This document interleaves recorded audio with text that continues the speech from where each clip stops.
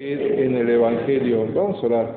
Señor Dios, una vez más te damos las gracias porque eres bueno, por tu fidelidad, bondad, amor y la oportunidad, Señor, que nos das de poder unirnos. A ti, Señor, elevamos nuestra súplica para implorarte que tú seas con nosotros, que tú uses tu palabra y tu Espíritu Santo para enseñarnos. Ayúdanos a tener un corazón sensible, un corazón que pueda recibir tu palabra, aprender de tu palabra y conocerte, Señor, un poquito más. Ayúdanos, por favor, a conocerte un poquito más. Que esto sea, Señor, para crecimiento, para madurez del creyente, y de igual forma, Señor, que sea para que aquella persona que todavía no tiene a Cristo como Salvador se dé cuenta de su condición y venga a los pies de Jesús. Que el día de hoy, por favor, sea el día de su salvación. Que tu Espíritu Santo tome control de este tiempo y, Señor, una vez más, rogándote, implorándote de tu auxilio, de tu ayuda, que tú me socorras, Señor, en poder compartir esta lección de mi mente, de mi boca y de mi corazón. Quítate, ruego, toda palabra simple, inútil, sin sentido. Seas tú obrando. En el nombre precioso de Jesús te lo rogamos. Amén. Amén.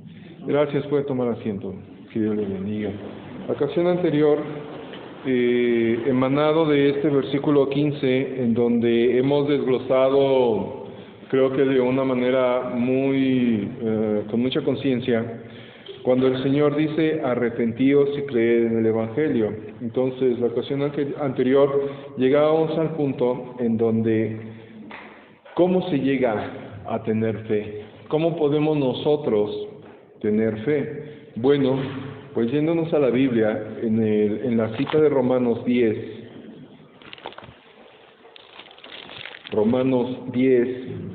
y de este versículo, por supuesto, se puede desprender muchas cosas que nosotros podemos aprender, darnos cuenta de la necesidad que nosotros tenemos de la palabra de Dios para poder fortalecer nuestra fe, o inclusive para poder tener fe.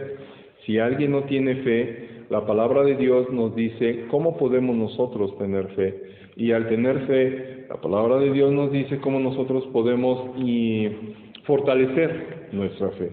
Dice en Romanos 10:17, así que la fe es por el oír y el oír por la palabra de Dios. Entonces, nosotros veíamos la importancia que tiene la palabra de Dios en nuestra vida.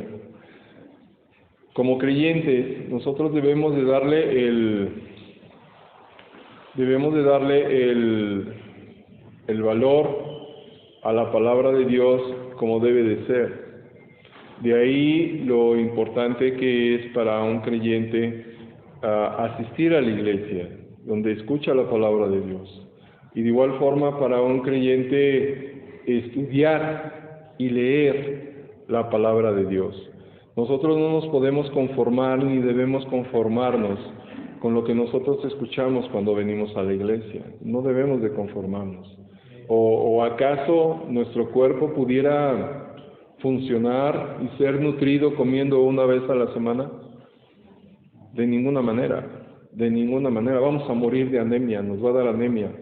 Y si no tenemos anemia, sí, vamos a tener una terrible descompensación. Ahorita viene a mi mente, ¿sabe qué sucede cuando viene una descompensación en nuestro cuerpo? Nuestras defensas bajan y somos susceptibles a las enfermedades.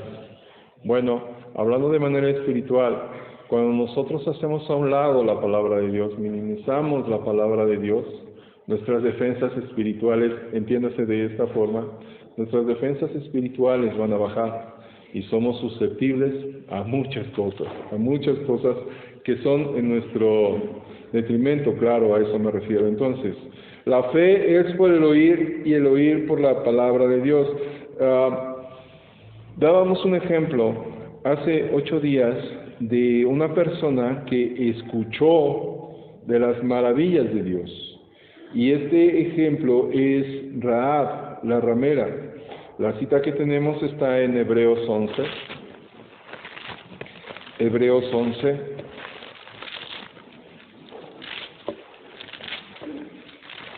versículo 31.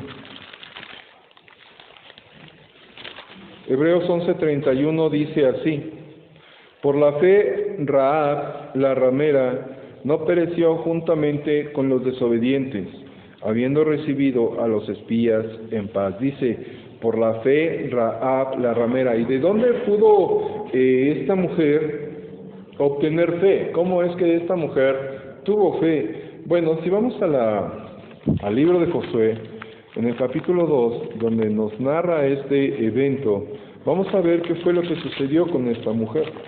Dice así, Josué 2, versículo 9, hablando la ramera, Rahab, dice en el 8, antes que ellos se durmiesen, ella subió al terrado y les dijo, Rahab ya había recibido a los espías, ya los había guardado, escondido, y entonces en este versículo 9 están las palabras que Rahab le dice a los espías, dice, sé que Jehová os ha dado esta tierra, porque el temor de vosotros ha caído sobre nosotros, y todos los moradores del país ya han desmayado por causa de vosotros.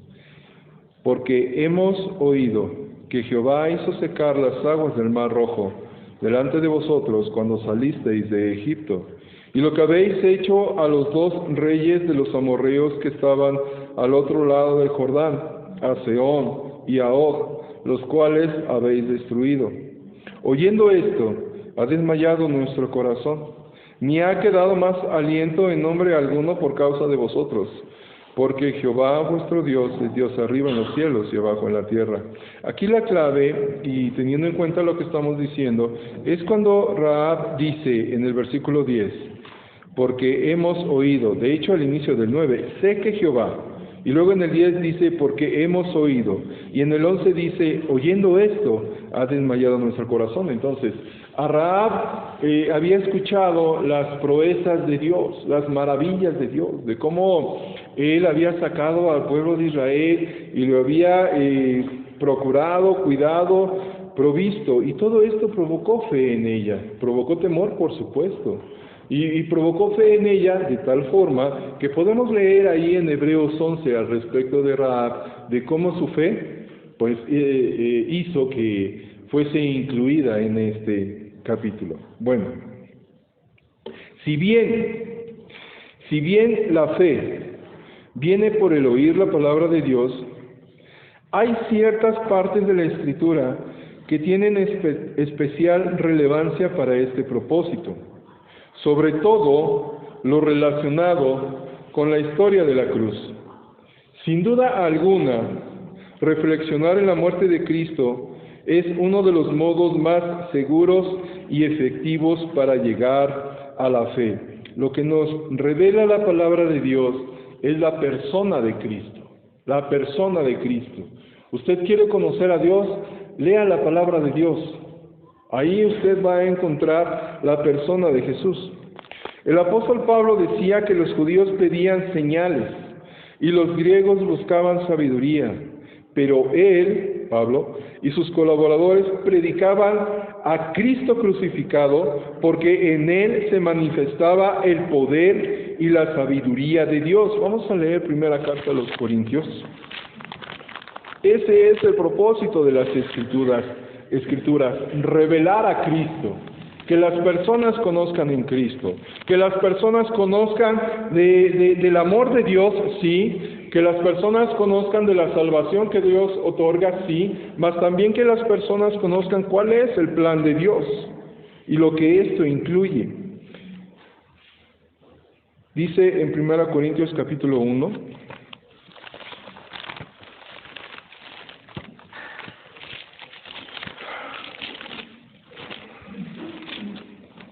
versículo 22, dice así, porque los judíos piden señales y los griegos buscan sabiduría, pero nosotros predicamos a Cristo crucificado, para los judíos ciertamente tropezadero y para los gentiles locura, mas para los llamados, así judíos como griegos, Cristo poder de Dios y sabiduría de Dios. Dice el apóstol Pablo, nosotros predicamos a Cristo. Cuando usted tiene la oportunidad, y yo Le animo a que busque esa oportunidad de compartir la palabra de Dios. Usted tiene que hablar de Cristo, porque si usted no habla de Cristo, su mensaje es incompleto. Su mensaje es incompleto. Cuando usted habla de la palabra de Dios, de los milagros que Dios nos muestra en su palabra, de las historias de la Biblia, la creación, la Torre de Babel, el diluvio, la esclavitud de Israel en Egipto, de cómo salió el pueblo de Egipto, del cuidado de Dios para con el pueblo, aún siendo rebeldes, cuando estuvo en el desierto, cuando entraron a la tierra prometida, y toda la historia del pueblo de Israel. Cuando usted habla de eso, llegue a Cristo, y hable de Cristo a los demás, porque todos necesitamos de Cristo. Y pues por eso que si usted habla de la palabra de Dios, y debe de hacerlo, y qué bueno que lo hace, pero llegue usted a Cristo, hable de Cristo crucificado, de Cristo resucitado, de que Cristo vive, y de que Cristo, así como cumplió su promesa, de que vino, y platicaba yo con las personas, cuando platico con las personas, le digo, hace poco lo recordamos en la Navidad, de que el Señor vino en forma de bebé, lo recordamos, o sea, es un hecho innegable, históricamente registrado, es un hecho innegable. De la misma manera como Cristo vino en forma de bebé, así de la misma manera va a venir un día en juicio, y todos vamos a estar presentes. De tal manera que todos necesitamos de Cristo. Porque si usted no está preparado para ese día de juicio, usted va a la condenación eterna. La condenación eterna es real, es verdadero. Cristo habló del infierno de una manera tan detallada, tan vívida, tan terrible, tan espantosa. Lo describe como un lugar de llamas, de tinieblas, de llorar y de crujir de dientes. Y a consecuencia de nuestro pecado, de nuestra maldad, nosotros merecemos ese infierno. Y no hay nada ni nadie, salvo Cristo, que nos puede y quiere salvar. Mas es necesario que nosotros, en arrepentimiento y fe, vengamos a Él. ¿Verdad que es importante el mensaje de la cruz cuando nosotros hablamos de la Biblia? Cuando nosotros hablamos de las maravillas de Dios, de las historias que emanan y que conocemos de la Biblia, que nos lleven a Cristo. Dice de igual forma el apóstol Pablo, aquí en 1 Corintios, estamos aquí en el capítulo 2, más adelantito, versículo 2, él dice de esta forma: pues me propuse no saber entre vosotros cosa alguna sino a Jesucristo y a este crucificado. Vez tras vez habla el apóstol y los discípulos de Jesucristo. Esto es así porque la cruz de Cristo nos revela cómo es Dios en realidad. En los versículos hemos visto que los griegos piden sabiduría y los judíos demostraciones de poder, pero Dios no les dio a ninguno de ellos lo que reclamaban. ¿Por qué? En primer lugar, porque la filosofía griega no puede explicar cómo es el corazón de Dios para que los hombres lleguen a amarle y confiar en Él. Es verdad que los filósofos hicieron serios esfuerzos para llegar a saber cómo era Dios, pero por muy inteligentes que fueron, nunca pudieron llegar a conocerle si Dios mismo no tomara previamente la iniciativa de darse a conocer. Lo que nosotros podemos conocer de Dios y lo que Dios quiere que nosotros conozcamos de Él está en su palabra, Y nuestro Dios no es un Dios complicado. Como Pablo explicó, ningún hombre sabe las cosas que hay en el corazón del hombre, sino el mismo hombre. Y de igual manera, nadie puede conocer lo que hay en el corazón de Dios, sino Él mismo. Y Él nos lo da a conocer. Así pues, se hace necesario que Dios se revele por medio de su Espíritu Santo. O si no, nunca sabremos cómo es Él de verdad. Aquí, en el versículo 9, en el capítulo 2, dice: antes bien, como está escrito, cosas que ojo ni oído oyó, que ojo no vio, ni oído oyó, ni han subido en corazón de hombre, son las que Dios ha preparado para los que le aman. Pero Dios nos las reveló a nosotros por el Espíritu, porque el Espíritu todo lo escudriña, aún lo profundo de Dios.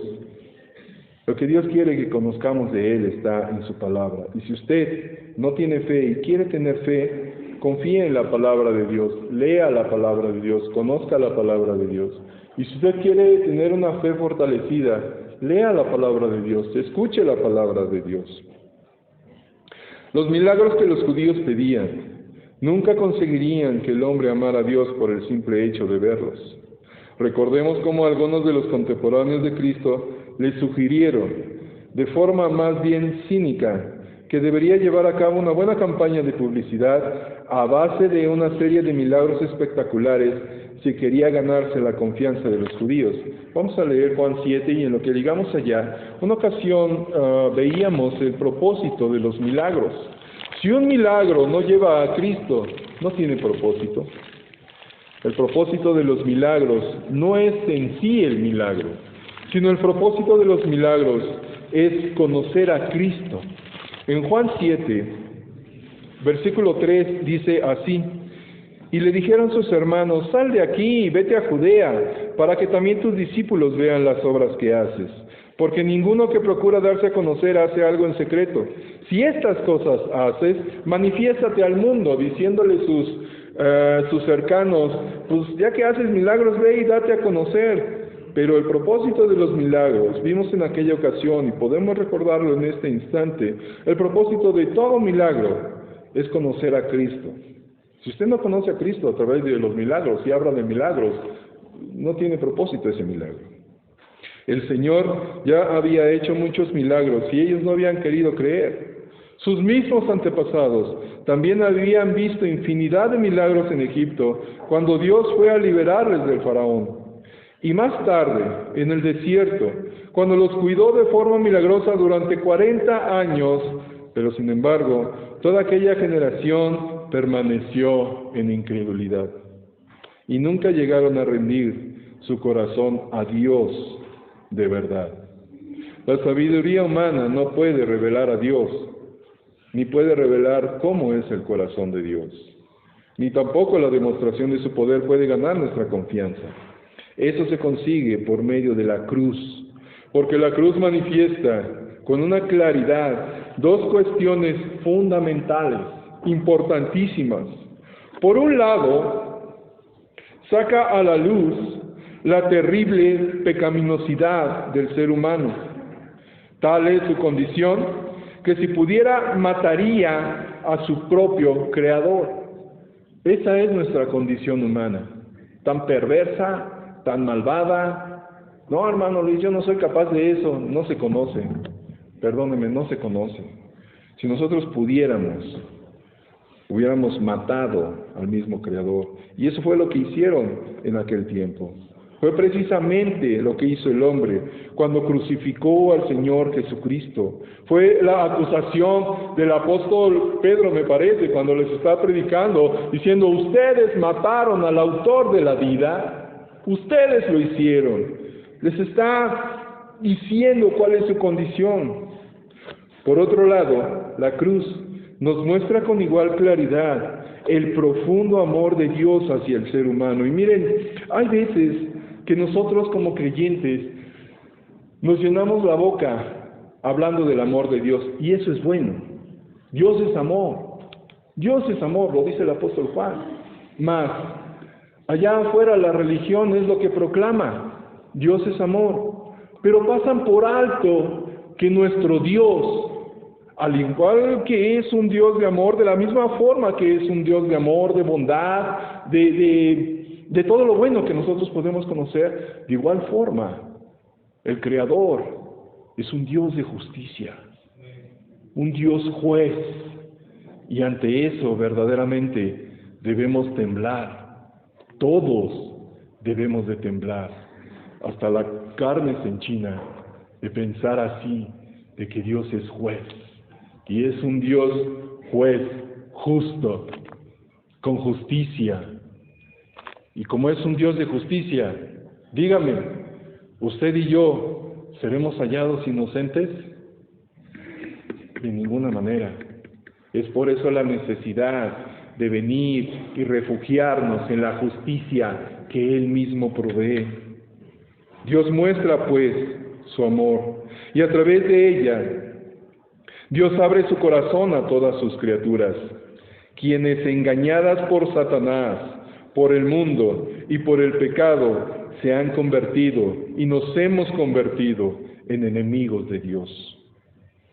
Pero a pesar de eso, Dios sigue amando a sus criaturas y no desea que ninguna de ellas se pierda, lo dice la Biblia. Así que Él mismo se ofreció en la cruz para pagar el castigo que su pecado, que nuestro pecado merecía, a fin de evitarnos que nosotros mismos tuviéramos que sufrir el castigo eterno. Es lo que revela la cruz del Calvario. Por todo esto, la cruz de Cristo es la más plena expresión del amor de Dios que ha habido o habrá jamás. Estamos, creo, acostumbrados a las escenas hollywoodenses o las telenovelas de Televisa, es donde yo me quedé, no sé si hay otras producciones. Estamos acostumbrados a que las escenas de amor tienen lugar en una cena romántica a la luz de las velas, con música de violín de fondo. Pero no, la expresión más sublime de amor que ha existido y que existe fue un derramamiento de sangre en la cruz del Calvario, por usted, por mí, revelando nuestra maldad, revelando que nosotros merecemos la condenación y revelando el amor de Dios al proveer la justicia y el camino para que nosotros nos podamos reconciliar con Dios. En este sentido, entonces, este es el mensaje de Dios, el pleno mensaje de Dios en su palabra. No tiene nada más poderoso o más glorioso con lo que conseguir nuestra fe y nuestro amor. Si el hombre cierra su corazón ante la evidencia de un amor así, no hay nada más que Dios pueda hacer para despertar su fe. Nada. A veces nosotros queremos ser persuasivos, convencedores, pero creo que a veces nosotros echamos a perder el momento. Es Dios quien tiene que convencer. Nosotros somos instrumentos y debemos de ser instrumentos de poder compartir la palabra de Dios. No debemos de intentar persuadir, de intentar convencer. Nuestro papel es presentar la palabra de Dios tal cual. Sí, Dios es amor, mas Dios es un Dios justo. Y con justicia hace juicio. Y Él provee su justicia para que nosotros nos podamos reconciliar con Él. ¿Quiere usted tener fe? Lea la palabra de Dios, conozca a Cristo. ¿Quiere usted fortalecer su fe? Lea la palabra de Dios, siga conociendo a Cristo. Sigamos adelante en Marcos, capítulo 1, versículo 16. Ay, hermano Luis, qué bueno que está avanzando. Tiempo nos va a hacer falta para poder conocer todo lo que la Biblia nos enseña. Tiempo nos va a hacer falta. Versículo 16, Marcos 1, dice así: si usted no se ha arrepentido, si usted no ha conocido a Cristo como Salvador, usted, a consecuencia de su pecado, merece el infierno. Y las palabras del Señor son: arrepiéntete y cree en el Evangelio. El versículo 16 dice así: andando junto al mar de Galilea, vio a Simón y a Andrés su hermano, que echaban la red en el mar, porque eran pescadores. Y les dijo Jesús: venid en pos de mí, y haré que seáis pescadores de hombres. Y dejando luego sus redes, le siguieron. Pasando de allí un poco más adelante, vio a Jacobo, hijo de Zebedeo, y a Juan su hermano, también ellos en la barca, que remendaban las redes. Y luego los llamó, y dejando a su padre Zebedeo en la barca con los jornaleros, le siguieron. Y entrando en Capernaum, y los días de reposo, entrando en la sinagoga, enseñaba. ¿Qué vemos aquí? Bueno, Estamos viendo cómo el Señor, en este pasaje, al comienzo de su ministerio, Él va caminando por la orilla del mar y encuentra, no es que estuvieran perdidos, sino que tuvo un encuentro con ellos, encuentra a los que serían sus discípulos. ¿Y qué estaban haciendo estos? ¿Qué estaban haciendo? Pescando, porque eran pescadores. Entonces, ¿qué estaban haciendo? ¿Mandé? Trabajando, ¿no? Si un pescador está pescando, está trabajando, por supuesto, ¿verdad? El Señor no se ocupa de ociosos. El Señor busca diligentes, trabajadores. Y claro que Él es quien hace la obra, pero Él necesita personas trabajadoras.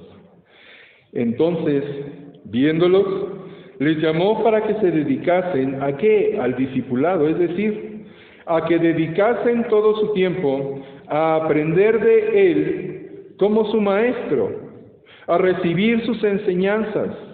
Ellos iban a ser, como dijo el Señor mismo, pescadores de hombres.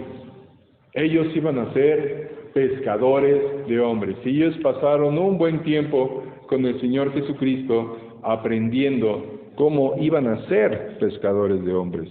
Y se convirtieron en pescadores de hombres. El Señor en el versículo 17 se los dice: venid en pos de mí y haré que seáis pescadores de hombres. ¿Y ellos qué hicieron? Dejando luego sus redes, le siguieron. Entonces, ¿quiénes son las dos primeras personas que encontró el Señor? Bueno, con quien tuvo un encuentro. Usted entiende la palabra, no estaban perdidos, tuvo un encuentro. ¿Quiénes fueron los dos primeros? Versículo 16. Simón Pedro y Andrés, su hermano. Ok. Entonces, ¿quiénes fueron los dos primeros? Pedro y Andrés. Resumiendo y siendo breves. Pedro y Andrés. Luego, más adelante, en el 19, dice: vio a Jacobo, hijo de Zebedeo, y a Juan su hermano. Estos dos eran hermanos. Entonces, los dos primeros fueron Pedro y Andrés. Luego, Jacobo y Juan. Ya tenemos 4. ¿Ok? Vamos a aprendernos la lista de los discípulos del Señor, los apóstoles. Tenemos a Pedro, Andrés, Jacobo y Juan. Son los que el Señor llama para comenzar a formar su grupo de seguidores y con quienes va a pasar bastante tiempo para poder enseñarles bastantes cosas. En el versículo 21 dice: y entraron en Capernaum, y los días de reposo, entrando en la sinagoga, enseñaba. Seguramente recordaremos, cuando estuvimos leyendo el Evangelio anterior a Mateo, que cuando los dirigentes religiosos le preguntaban sobre lo que hacía en el día de reposo, él fue muy claro, bastante claro en su respuesta. De acuerdo con Juan 5:17, vamos a leer Juan 5:17, él dice así: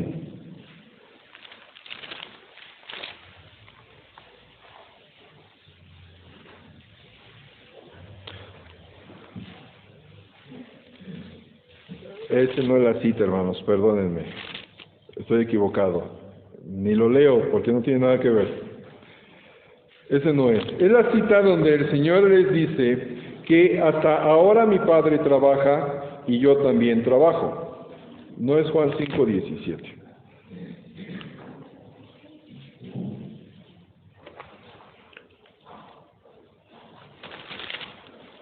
Ay, perdón, estoy en 4. Estoy equivocado yo. Estaba leyendo 4. Ok, sí, 5:17, sí es esa. Juan 5:17 dice: y Jesús le respondió: mi Padre hasta ahora trabaja y yo trabajo. Mi Padre hasta ahora trabaja y yo trabajo. El Señor siempre tuvo que hacer. Y al ir avanzando en este Evangelio, veremos y vamos a ver que Él no trabajaba según de acuerdo a una jornada, sino que él trabajaba todo el tiempo.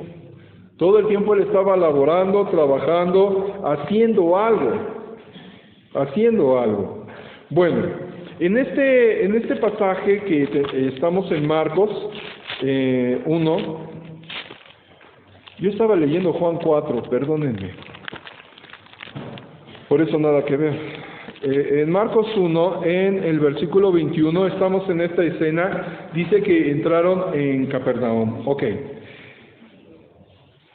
Este día de reposo comenzó muy temprano por la mañana, cuando él entró en la sinagoga y comenzó a enseñar. Aquella sinagoga no era en aquellos tiempos un centro propiamente de religiosidad vital. Parece que el Señor se fue de Nazaret porque su propio pueblo, su propia gente, no estuvieron dispuestos a recibirle, y es entonces que se va a Capernaum, donde se instala y se convierte en ese lugar en el centro de actividades durante su ministerio. ¿Cuál fue la reacción de la sinagoga cuando él enseña, cuando él entra ahí y enseña? Versículo 22. Y se admiraban de su doctrina, porque les enseñaba como quien tiene autoridad y no como los escribas. Lo que aquí podemos ver, y tomando como referencia también lo que leímos al inicio en Mateo 7, lo que aquí podemos ver es el efecto del poder de la verdad y el comportamiento del Señor que causa en sus oyentes. En aquellos tiempos, probablemente la sinagoga, no lo afirmo, pero probablemente la sinagoga no ofrecía una enseñanza vital o edificante. En consecuencia, cuando el Señor habla, se asombraron por su doctrina. Pero sucede algo más. ¿Qué sucede? Bueno, versículos 23 y 24. Pero había en la sinagoga de ellos un hombre con espíritu inmundo que dio voces diciendo: ¿qué tienes con nosotros, Jesús Nazareno? ¿Has venido para destruirnos? Sé quién eres, el Santo de Dios. Bueno, aquí lo que vamos a ver es el primer milagro que registra el Evangelio de Marcos. Y este primer milagro ocurre en el ámbito espiritual. Y solo Dios, y eso es muy importante que nosotros lo sepamos, solamente Dios tiene control del reino espiritual. Solamente Dios tiene control del reino espiritual. La única manera de hacer frente al asunto espiritual es con la intervención del Señor Jesucristo, porque Él es capaz y tiene poder de moverse y actuar en este ámbito, en este reino espiritual. Y es por ese motivo, seguramente, que Marcos presenta como el primer milagro, dando una evidencia del poder de Dios, dando una evidencia que Él tiene control del ámbito espiritual. Y es evidente que si Él demostraba tener ese poder en el reino espiritual, ello implicaba dos cosas. Uno, que tenía poder y tiene poder para cualquier ámbito o reino. Y número dos, que solo Dios puede hacer tal cosa, nadie más, solo Dios. Y es que esto era una parte de sus credenciales del Señor: autoridad y poder. Enseñó como alguien que tiene autoridad y tiene poder, y ahora demuestra con sus acciones que tiene autoridad y que tiene poder. El Señor Jesucristo, lo que dice en su palabra, no es nada más, lo deja revelado y nosotros lo podemos creer, no nada más porque está escrito, sino porque Él tiene todas, absolutamente todas las credenciales que lo acreditan como tal. como Señor, como Dios y como Salvador. Y en ello nosotros podemos confiar. Hasta aquí nos vamos a quedar. Seguimos la próxima semana. Vamos a orar. Señor Dios, te damos gracias por tu palabra y gracias por lo que tú nos revelas. Gracias por la oportunidad de aprender de ti. Que sea, Señor, y que sirva para madurez, para crecimiento. Y una vez más, yo te ruego que si alguna persona todavía no te conoce como Salvador, que tú le convenzas y que hoy venga a los pies de Jesús. Bendice el tiempo que sigue. Gracias por la paciencia de mis hermanos, de mis amigos. En Cristo Jesús. Amén. Que Dios le bendiga. Comenzamos en 15 minutos. Gracias.